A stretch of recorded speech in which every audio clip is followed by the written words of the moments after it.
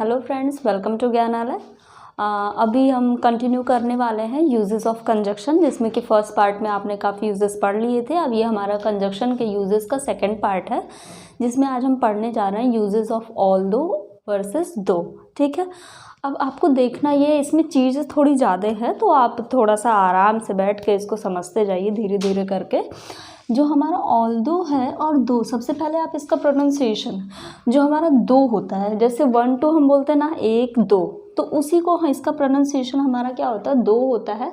और यहाँ आगे AL लग गया तो ये हमारा क्या हो गया, ऑल दो हो गया। ठीक, तो अब आपको सबसे पहले प्रोनाउंसिएशन क्लियर करना है कि एक ऑल दो होता है और दूसरा दो होता है।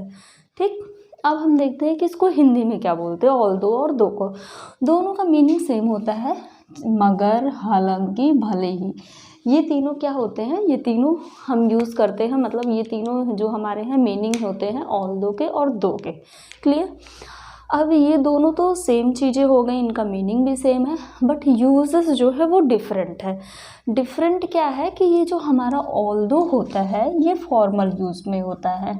ठीक है, कब हम इसे यूज़ करते हैं, इसे फॉर्मली यूज़ करते हैं। और जो हमारा दो होता है उसे इनफॉर्मल यूज़ करते हैं। ठीक है, इसे कब यूज़ करते हैं, इनफॉर्मल में यूज़ करते हैं। समझ में आया, ये थोड़ा सा डिफरेंस था ऑल दो में हमारा और दो में।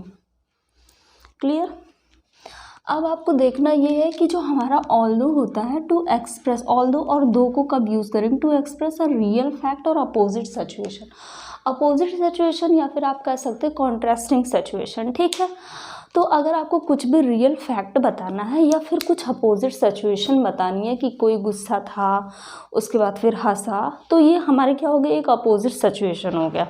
तो उसको बताने के लिए हम ऑल दो का और दो का यूज़ करते हैं। तो जिसमें से आपने पहले देखा कि एक फॉर्मल में यूज़ होता है, एक इनफॉर्मल में यूज़ होता है।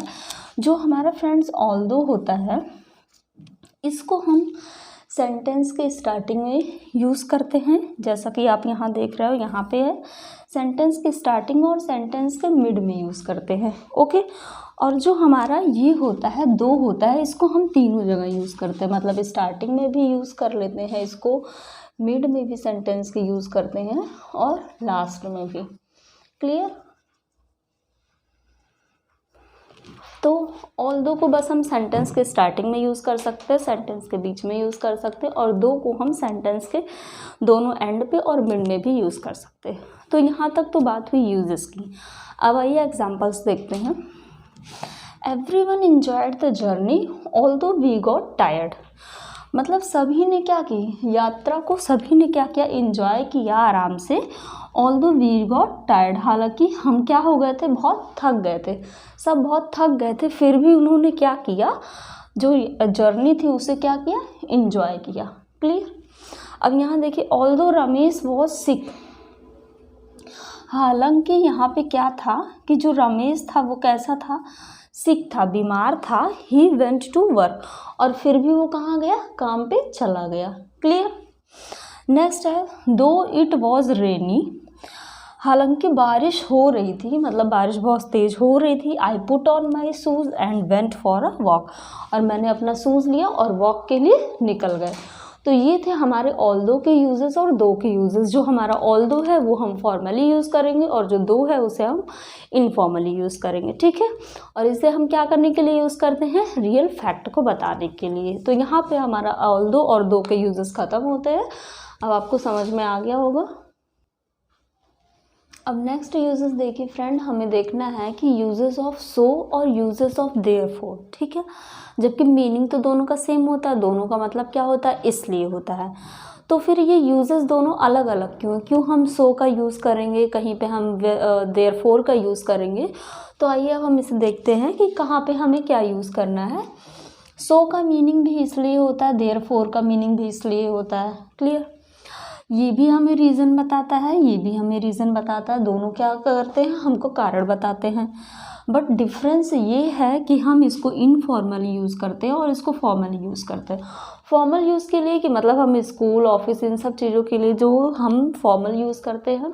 इनफॉर्मल में हो गया हम अपनी फैमिली में पेरेंट्स से या फिर फ्रेंड्स से, रिलेटिव से, तो ये हमारा इनफॉर्मल यूज़ हो गया। ठीक है, और एक डिफरेंस क्या होता है हमारा कि ये जो होते हैं इंडिपेंडेंट सेंटेंस, अगर इंडिपेंडेंट सेंटेंस है मतलब सेंटेंसेस दोनों अगर स्वतंत्र हैं उनको जोड़ने के लिए हम सो का यूज़ करेंगे, और अगर सेंटेंस डिपेंडेंट है, एक सेंटेंस दूसरे पे डिपेंडेंट है, तो उसको हम जोड़ने के लिए ऑल्दो का यूज़ करेंगे। क्लियर?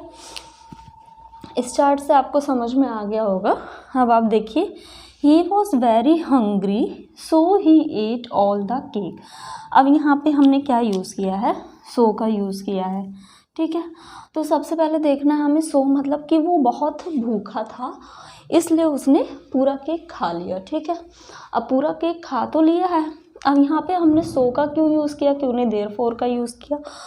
तो यहाँ पे क्या है, सो का यूज़ इसलिए हुआ क्योंकि ये भी हमारा एक इंडिपेंडेंट सेंटेंस है। अगर हम सिर्फ एक सेंटेंस इसको रखें कि ही वॉज वेरी हंग्री, तो ये भी अपने आप में एक कंप्लीट सेंटेंस है कि वह बहुत भूखा था। Clear? He at all the cake, और उसने पूरा केक खा लिया, ये भी अपने आप में एक कंप्लीट सेंटेंस है, तो इसलिए हमने यहाँ पे क्या यूज़ किया है? सो का यूज़ किया।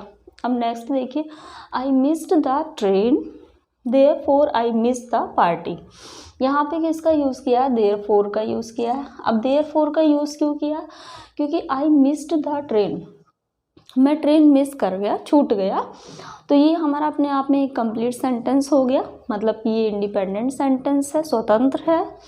आई मिस्ड द पार्टी, और पार्टी मिस कर गया, तो पार्टी मिस कर गया, तो ये क्या हुआ आपका? ये एक इनकम्प्लीट सेंटेंस है, जो कि इसको कंप्लीट करने के लिए हमको देयरफॉर लगा के इस सेंटेंस में ऐड करना पड़ा, फिर इसकी जाके मीनिंग कंप्लीट हुई। ठीक है, कि वो पार्टी क्यों मिस कर गया? क्योंकि वो ट्रेन छूट गई थी, इस वजह से वो पार्टी मिस कर गया।